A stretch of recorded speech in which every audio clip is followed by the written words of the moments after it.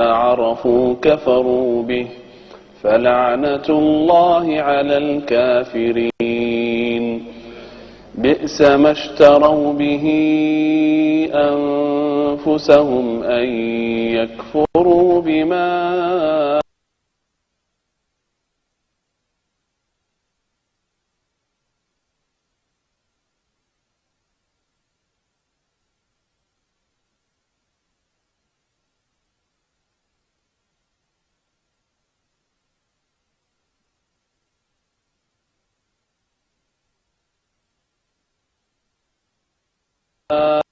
أنزل الله بغيا أن ينزل الله من فضله على من يشاء من عباده فباءوا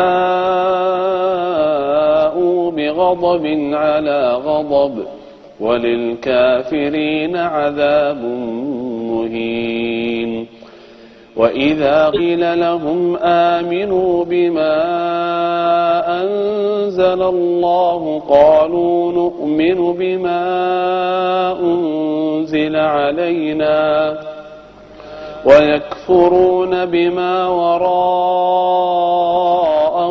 وهو الحق مصدقا لما معهم قل فلم تقتلون أنبياء الله من قبل إن كنتم مؤمنين.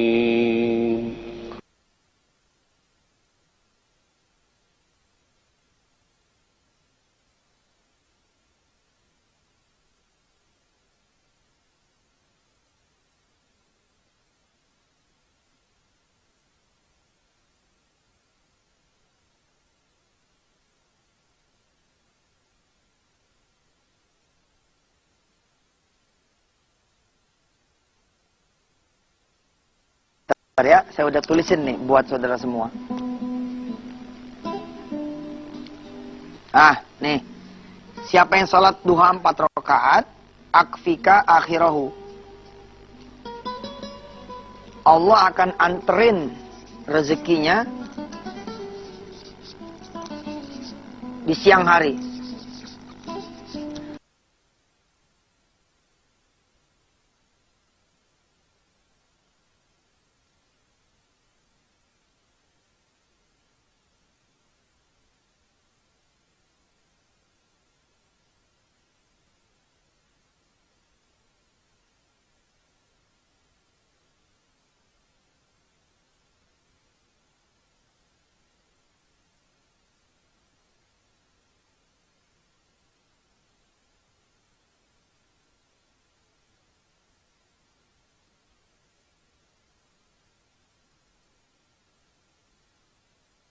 Jadi ente pada sholat duha itu 4 rakaat, nanti Allah antar rezekinya.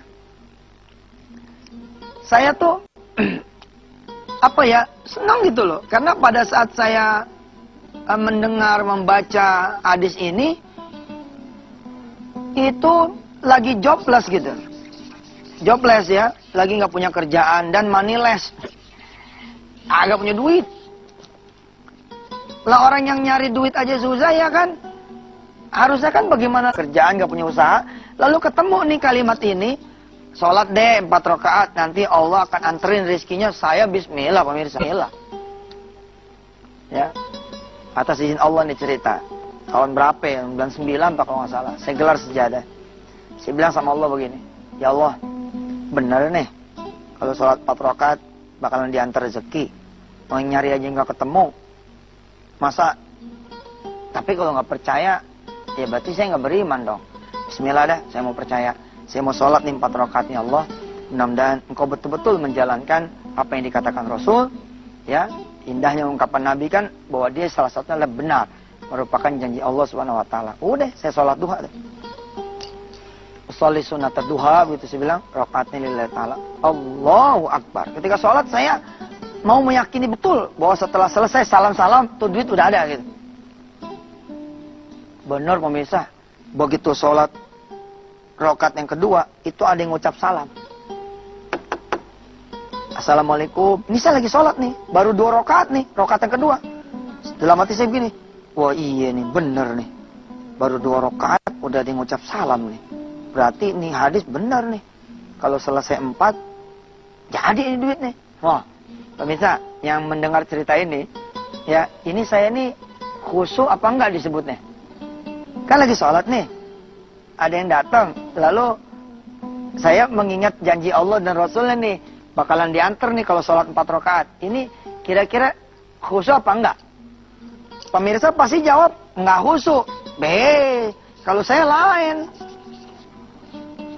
Kalau saya mengatakan inilah khusyuk, karena masih inline. Masih segaris, senapas, sejalan. Ya. Kalau saudara-saudara mengatakan khusyuk itu nggak ingat apa-apa, ente perlu tahu. Kalau nggak ingat apa-apa, itu namanya pingsan.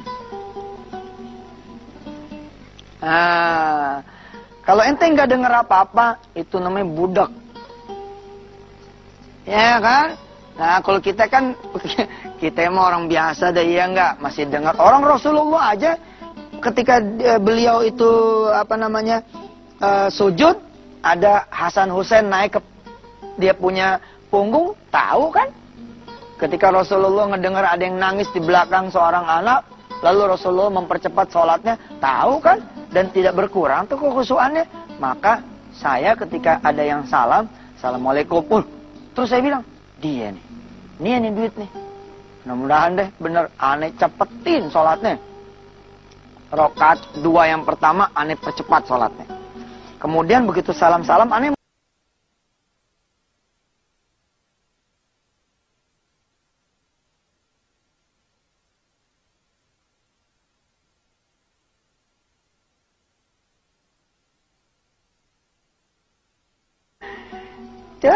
waktu itu rumahnya Herman Salim di sini, rumah saya di sini.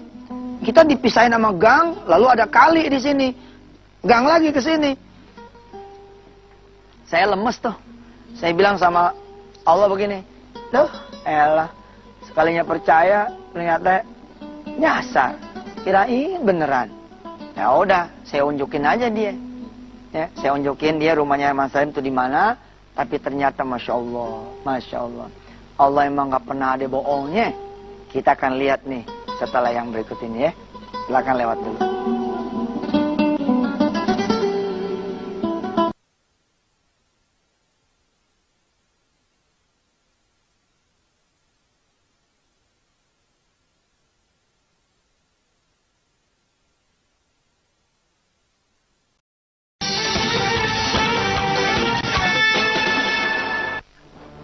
Tahun 2003, sepulang dari Mustafa, pemirsa yang ngikutin Twitter saya, atas izin Allah, ya, Yusuf_Mansur,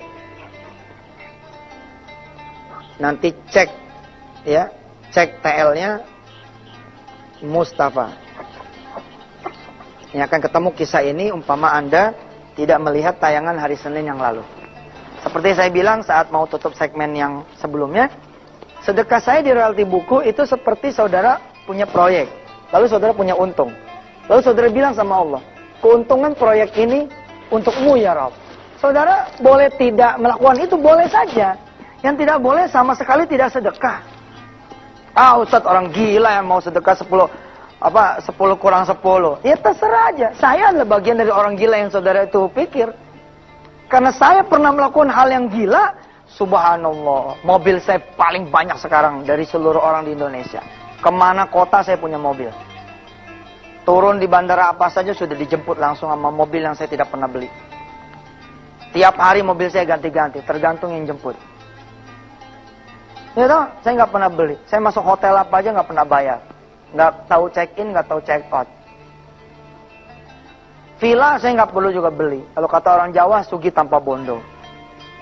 Kenapa bisa seperti itu? Karena barokah. Barokah.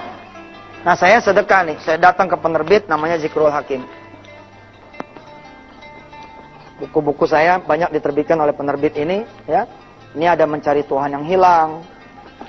Ada Kun Fayakun 1, Kun Fayakun 2. Ada Temukan Penyebabnya, ada Miracle of Giving. Banyak. Saya datang ke beliau 2003. Assalamualaikum Pak Raymond. Waalaikumsalam. Pak, saya mau sedekah Pak. Sedekah apa Pak Yusuf? Sedekah royalti saya Pak. Oh iya Pak Yusuf, berapa persen? Semua Pak. Itu kan penerbit tuh badannya gede. Raymond ini badannya gede. Saya ini tidak besar. Saya tidak ngomong kecil ya. Saya tidak gede.